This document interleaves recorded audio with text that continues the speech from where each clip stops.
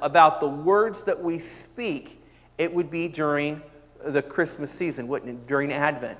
We're entering into a time where we not only celebrate Jesus coming into the world, but we as believers have this sense of expectation that He is coming again. And if we want people to hear the news and hear that good news of Advent, then our words that we choose to use have to be carefully chosen. We have to be very intentional about it. And so we kind of have a little bit of an extra burden when we enter into this time. And we don't want to be, in a sense, ugly Christmas sweaters when it comes to our words. As we move forward, I want to do something kind of fun this morning. And Easton, you're back there, so you're going to help me, okay? Easton, I've got some pictures, and I've tried to label them. Hopefully I go in the right order. And we're going to look at, I just want to bring an illustration of how powerful words are with something that's a little fun. I'm going to put an image up here, and I want you to think about what emotions that image evokes for you. Okay, the first one is snow. Now, for some of you, you just cannot wait till the first snow of the year. It's so beautiful on the trees and on the ground. For others of you, it's I have to drive and work in the snow, or I have to shovel the sidewalk in the snow. And I'm one of those people. You know, my thoughts are snow's lovely in a picture, but I could go without it for the rest of my life and be perfectly happy. Snow evokes emotion, doesn't it? So as you hear the word snow, you think about something, and it brings emotions and thoughts. Okay, the next one is hot chocolate. Hot chocolate. I don't know what kind of emotions and things you think about. Maybe you think about being at Grandma and Grandpa's house and then making homemade hot chocolate over the stove, or you think about being a part of the Polar Express and drinking hot chocolate, or drinking hot chocolate and watching Christmas programs. But hot chocolate evokes certain emotions from us. The next one is Christmas lights. That is somebody's real home right there. Yes, it is. That took a little bit of time. Now, Travis, I was by your house a couple years ago, and you still had Christmas lights up in June, I believe. You just want you want everyone to experience the season extend a little longer. We love Jesus more than anybody. I know. And so, some of us are going to take the time, aren't we, this year? We're going to load up our vehicles, and we're going to drive out, and we're going to go to some of the communities like Janayton that have all these, they have fancy lights now that go off with music and have people talk, kinds of stuff. Or we're going to go to, my family's going to go to the zoo, and we're going to see the Christmas lights at the zoo. So we have certain emotions when we hear the word Christmas lights. Some of us have neighbors that don't understand the difference between classy and tacky, and when we live next to Griswold, and when they light up, we can't even go to sleep because it's so bright at night. And so maybe we don't have the best of thoughts when we think about Christmas lights. The next one is eggnog. Don't have a whole lot to say about that.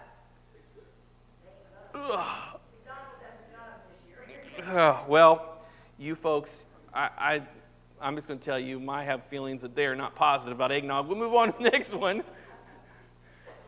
Mistletoe. Mistletoe. All of these words, as we enter into the holiday season, they evoke different memories and thoughts, and they evoke feelings. And so when we hear those words, if I were to say those words without a context or description of the story, you would automatically go someplace, wouldn't you? And I was going to ask the question, does anyone really like eggnog? But evidently there are some people that evidently need to know Jesus a little more that like eggnog. But oh my goodness. I'll be praying for all you. Words carry meaning, and it matters how and when we use them. And that brings us to the very first point I want to share this morning with you. Our words hold power. This concept is one that it shows up often in Scriptures. The book of Proverbs consistently references words and the mouth that uses them. Proverbs chapter 18, verse 21, we're just going to give you one example this morning. Proverbs 18:21 says, the tongue has the power of life and death, and those who love it will eat its fruit. The tongue has the power of life and death, and those who love it will eat its fruit. God gives us an incredible responsibility in the way that we speak to each other. Our words hold the power of life and death. That is true. I really want you to hear this morning. That's not just hyperbole, but our very words hold the power of life or death. You've all been around somebody, haven't you? And you've seen them when they have been complimented in some capacity, or they've been said that they were loved, and they've lit up, and you've seen the joy that has exuded from their faces.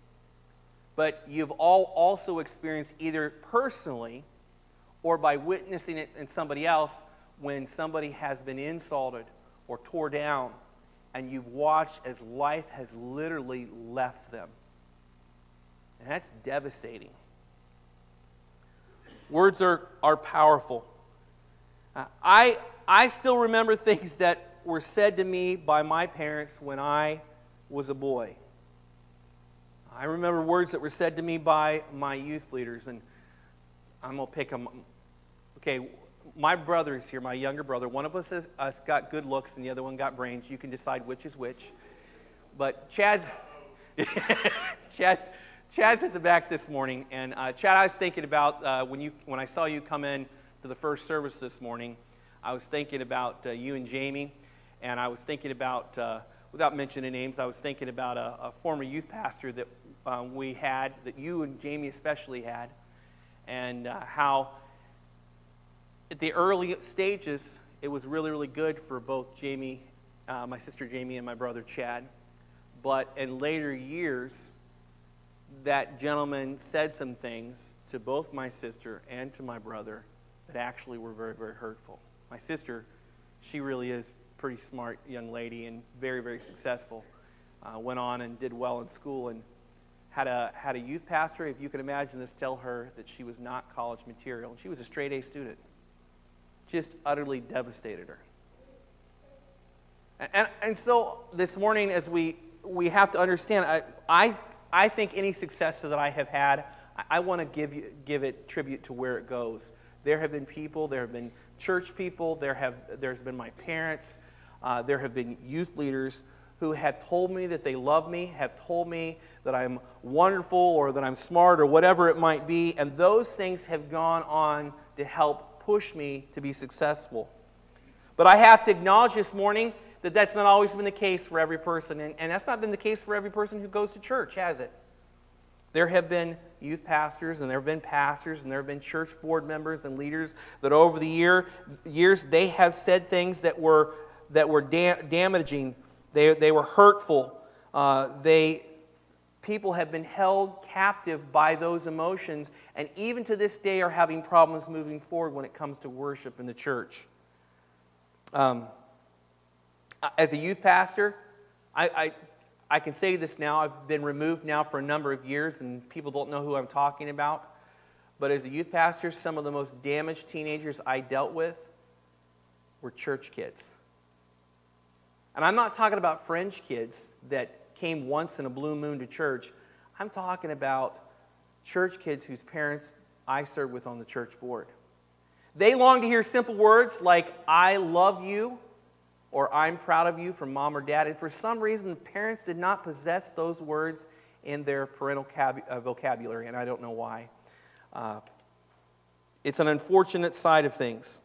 We can say things that give life, or we can say things that bring death. The truth is, many Christians have a tendency to overlook the simple truth that our words hold incredible power.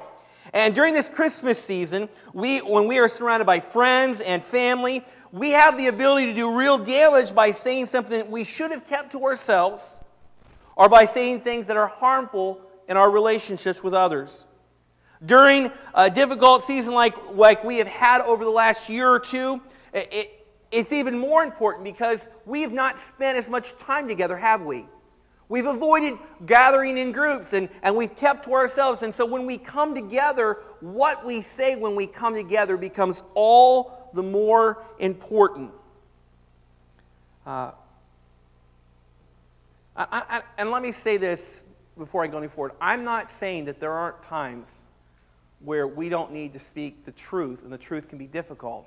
But there are ways of speaking difficult truth and speaking it in a loving way, and there are ways of speaking the truth and doing it in a harmful, negative way that just tears somebody down.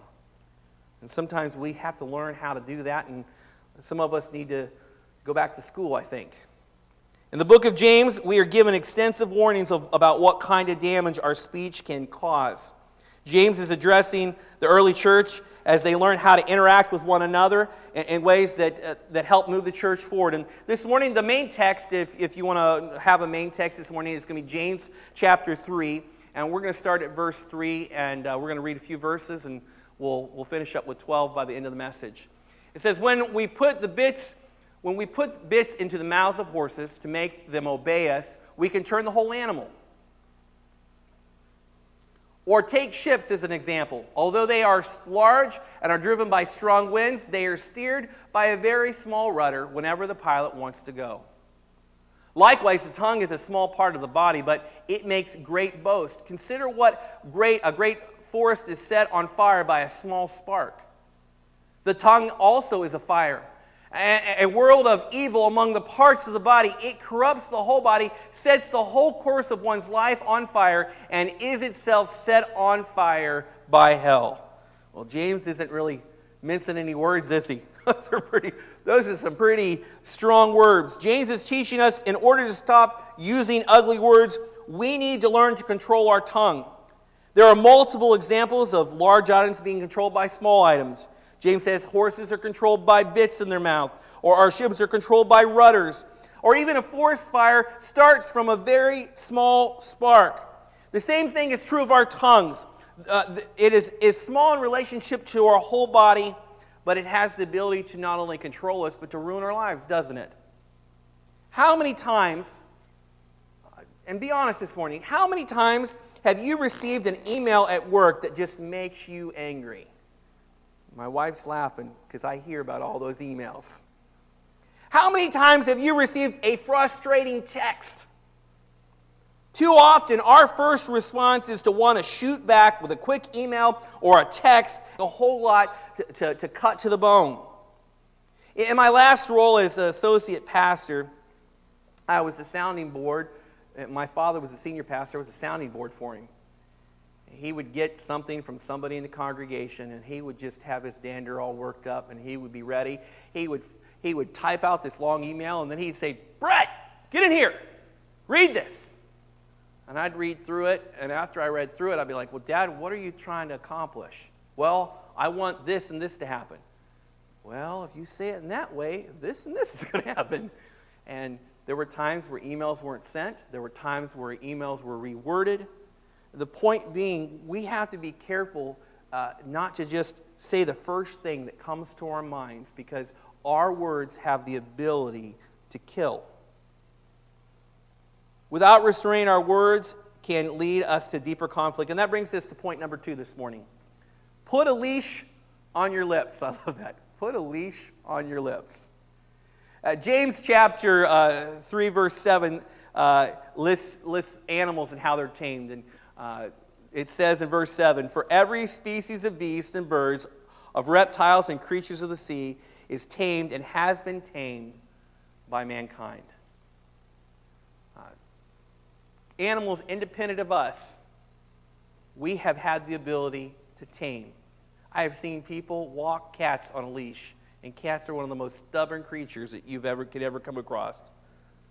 When uncontrolled words, our words can be evil and full of deadly poison. Controlling our words is not easy. It is something that we must do on our own.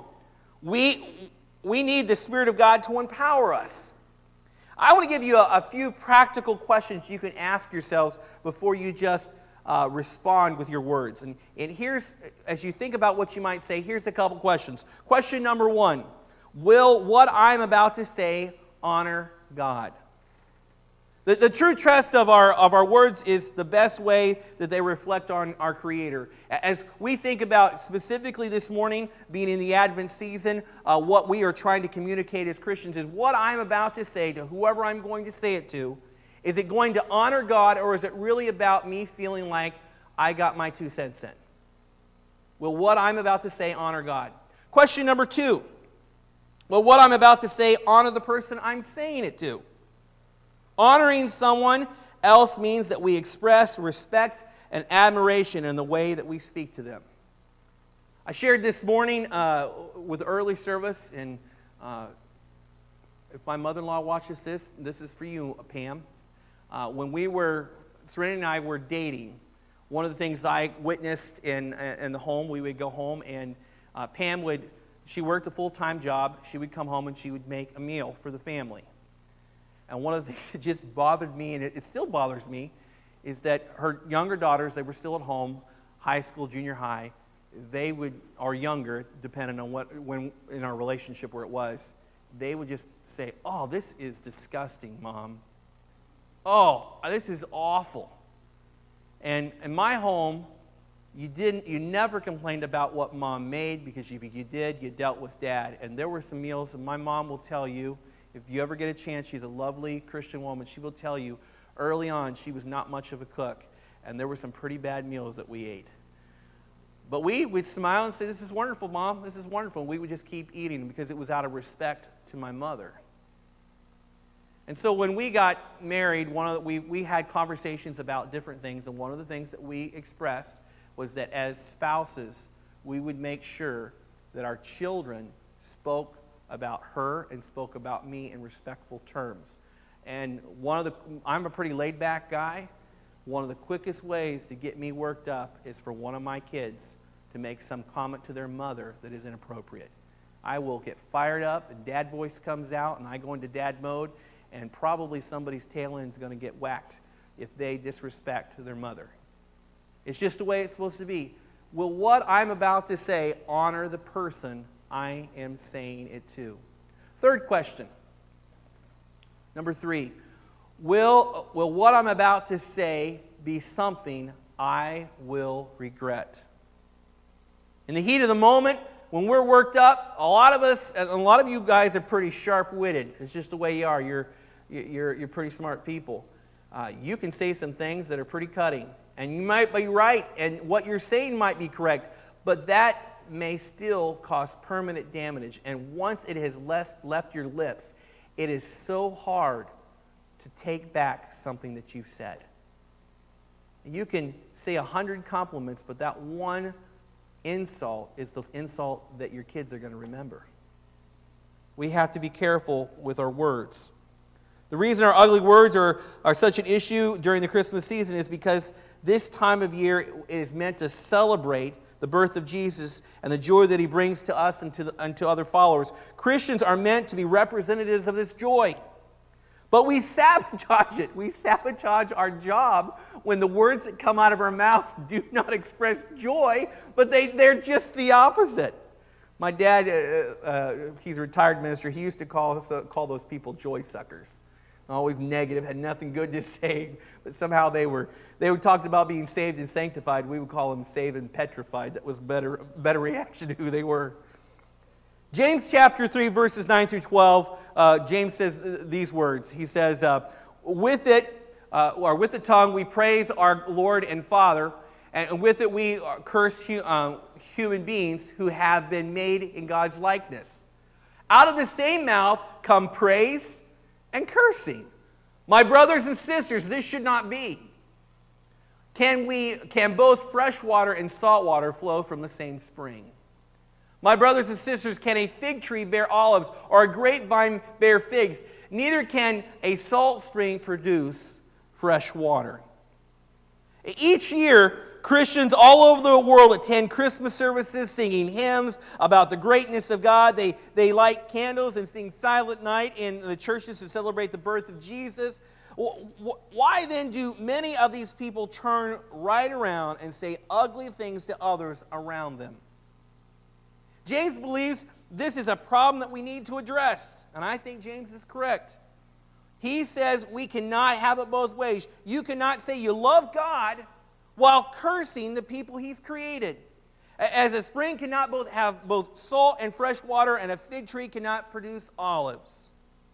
Christians cannot be hypocritical to speak about, out of both sides of their mouths. And unfortunately, and I'm putting myself in this same boat. Unfortunately, we all have at some point in time done this. But we have got to be more intentional about the words that we speak. And that brings us to point number 3. Speak from your heart. The words we use are a window to our hearts. They reveal our need for God to transform us from the inside out. Luke chapter 6, verse 45, Luke shares these words with us. A good man brings good things out of the good stored up in his heart. And an evil man brings evil things out of the evil stored up in his heart. For the mouth speaks what the heart is full of. You know, maybe the place that we need to begin to change our ugly words is actually something that needs to happen inside of us.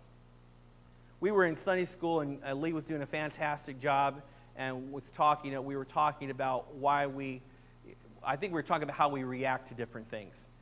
And one of the things we said is once you've been burnt by something, you have a natural tendency to be careful and to be guarded, don't you? Because you don't want to experience that same pain again. And sometimes some of us have been burnt so badly or have been hurt so deeply that when we experience something even remotely similar to that experience, our reaction is not just to be defensive, but to be offensive, and we have ugly words that come out of our mouth to people. It's a way to push them away before we experience that pain. Sometimes we speak out of a hurt heart, and it causes us to be cruel to others. It means that we have to take an honest look inside ourselves to use our words to speak life into others. And I want to speak from a heart in love with God and in love with His people. That's who I want to be.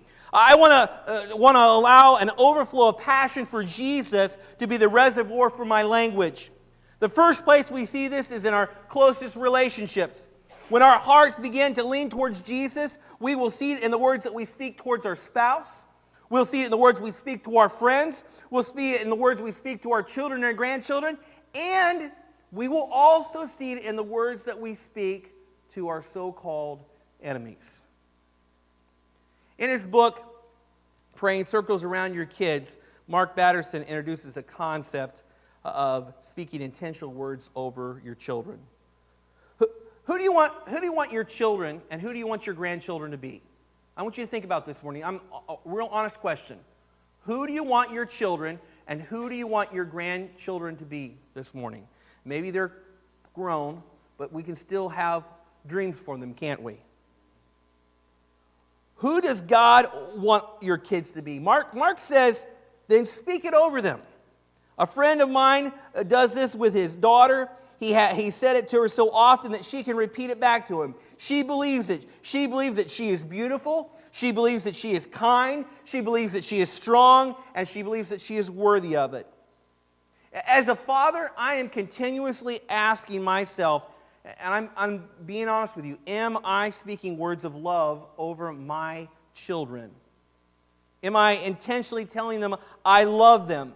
Am I attempting to speak the words of those words over them and also speak those words in my prayers about them? Words carry meaning. It matters how we use them.